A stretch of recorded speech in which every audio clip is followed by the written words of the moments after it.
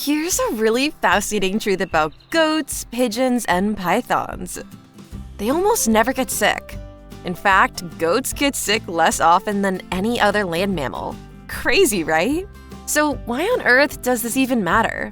Those adorable, fluffy, bouncing goats should be your go-to reason for mega-dosing vitamin C. Here's why. Goats are capable of making their own vitamin C.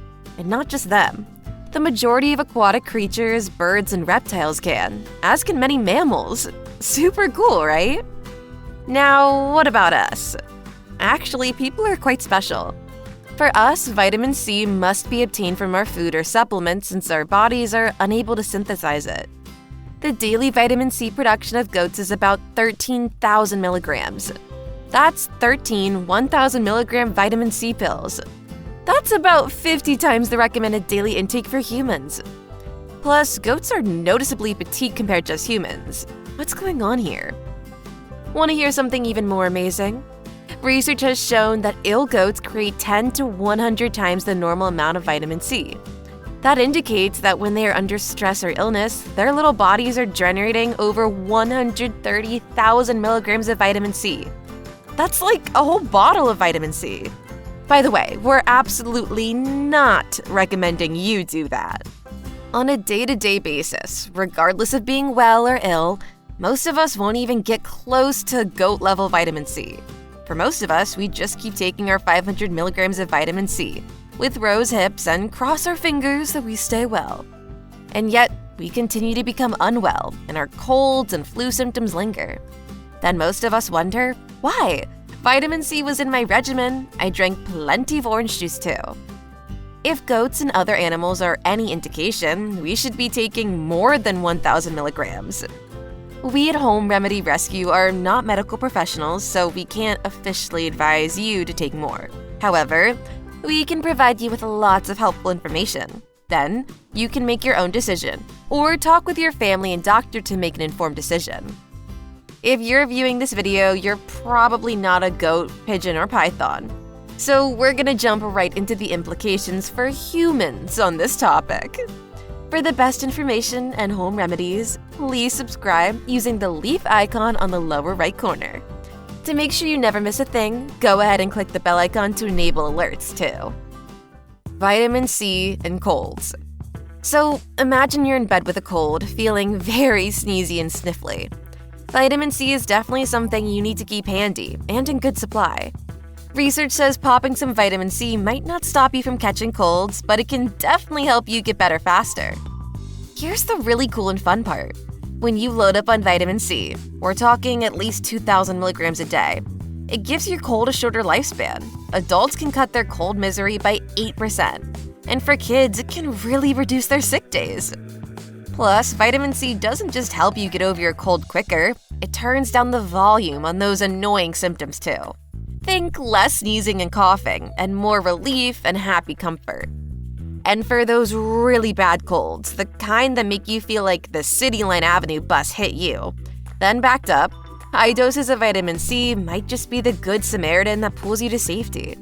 It's safe because your body has a very high tolerance for it. It's water-soluble, meaning you can take it with just a glass of water. It's effective, and it probably goes down way easier than cough syrup. So, while vitamin C might not be a magic cure-all, it's definitely a trusty tool in the fight against the common cold. Just remember, it's always good to check with your doc before going pedal to the metal on the vitamin C train. Vitamin C and collagen. Before you run to the drugstore to buy up all the vitamin C, let's take a moment to talk about collagen. It's the connective tissue in your body that helps hold you together and look good. Most people don't really care about their skin, hair, and nails until we start to get gray and wrinkly. But here's the scoop. Collagen not only makes up your hair and skin, it also makes up your veins, artery walls, connective tissues, and other blood vessels, so you should care about your collagen. For your body to make collagen, it relies on vitamin C. Amazing, right? We'll delve more into that topic when we reach the part of this video that talks about heart disease that you absolutely must not miss. Vitamin C and iron absorption. Here's some more on the goodness of vitamin C. The absorption and use of iron in the human body are both enhanced by vitamin C. It converts more non-heme iron to heme iron, which means your body uses it instead of it just floating about in the bloodstream and being unhelpful. Think of it this way. If your body needs iron to help keep you oxygenated, energetic, and functional, vitamin C helps your body absorb iron and put it to good use. Amazingly, iron absorption is enhanced by 67% when vitamin C is added to the diet. So we now understand some really important reasons to get vitamin C. But how are people getting it in their diets? Some people swear by drinking down a big glass of organic orange juice with their bagel or breakfast sandwich. Sounds good, right? And when you're on the run to make the morning commute, speed is critical. Unfortunately, this is not the best way to get vitamin C in.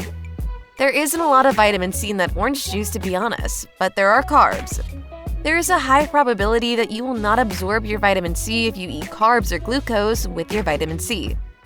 Vitamin C is chemically synthesized from glucose in mammals that manufacture it themselves. Long ago, we humans used to manufacture vitamin C this way. We no longer do. But our bodies still have the same intestinal design as our long-ago ancestors. The transport and receptors in our bodies that work for vitamin C are the same as the ones for carbs and glucose. This means that if vitamin C and carbs get to your intestinal tract together, your body is going to give priority to the carbs. It will absorb the carbs with the vitamin C because the human body prioritizes storing calories first. That's another legacy from our long-ago ancestors, but that's a whole other discussion for another video. What are our options for getting vitamin C? Vitamin C is water-soluble, meaning you can take it with just a glass of water, and your body will absorb it just fine. So now I bet you're wondering, what's the best form of vitamin C? Ascorbic acid. This is the purest form of vitamin C and is commonly found in supplements. It's well absorbed by the body. Here's a few other forms. Sodium ascorbate. A less acidic form of vitamin C, it's ideal for those with sensitive stomachs. It's ascorbic acid bound with sodium, making it easier to digest. Calcium ascorbate. Another buffered, less acidic form of vitamin C. It combines ascorbic acid with calcium, and it's gentle in the stomach. Ascorbyl palmiate. A fat-soluble form of vitamin C, which can be a good choice for improved cellular uptake, as it's absorbed along with dietary fats. You can get it in food too. In terms of food sources, the following are rich in vitamin C and are easily absorbed. Citrus fruits. Oranges, lemons, limes, and grapefruits are classic rich sources. Berries. Strawberries, raspberries, blueberries, and blackberries. Kiwi. Known for its high vitamin C content. We'll mention again that we aren't doctors and can't prescribe vitamin C here at Home Remedy Rescue. But in light of what we're sharing today, a bit more vitamin C in the diet can do a lot of good. We should increase our intake of vitamin C and ensure its absorption when we are ill or under stress, which is a common occurrence. Vitamin C and heart health. Are you aware of the correlation between stress and cardiovascular disease? It's not a stretch to see how high stress, and not just a poor diet, can contribute to the occurrence of heart attacks. Whenever you look at lab results from a blood test, you'll see a curious little item that says lipoprotein, A for LPA. Nobody ever mentions this because everyone is so busy shaming you for your LDL or some other metric. But they're ignoring a crucial piece of information. So, what is LPA? In the most simple terms, it's a LDL imposter. It kind of impersonates a very important part of the blood called plasminogen. Plasminogen is something that ultimately helps dissolve blood clots. We will return to this in a moment. Interesting fact, goats and other animals that produce their own vitamin C have a far lower risk of cardiovascular disease. Also, guinea pigs and humans, which are unable to produce their own vitamin C, are far more likely to suffer from cardiovascular disease. But as lots of people have probably heard professors say, correlation does not equal causation.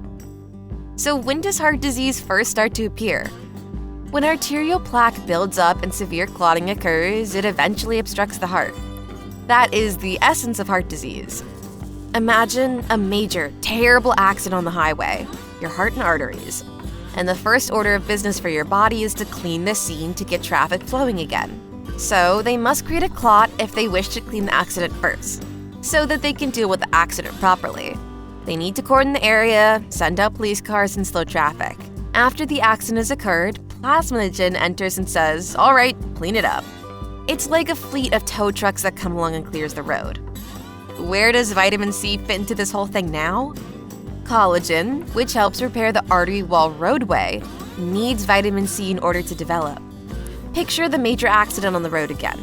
Unfortunately, we don't have enough vitamin C to repair the freeway. This means the clot just keeps growing. When LPA shows up, it acts like it wants to dissolve the clot, but it just contributes to it, making the traffic jam worse. Because of this vitamin C deficiency, the blocked artery doesn't mend. Not good. What happens next? Road crews request more plasminogen, but additional LPA shows up too. Lack of vitamin C at times of stress or illness has long-term effects on cardiovascular health, not only on the symptoms of the illness itself. There's more than inflammation at play in the correlation between stress and cardiovascular disease. It's related to our insufficient intake of vitamin C. As mentioned, you might not be able to get to goat-level vitamin C. However, we highly recommend that you do to your own experiment to determine the optimal amount of vitamin C for your overall health and well-being. It would be wise for you to find out what makes you feel better.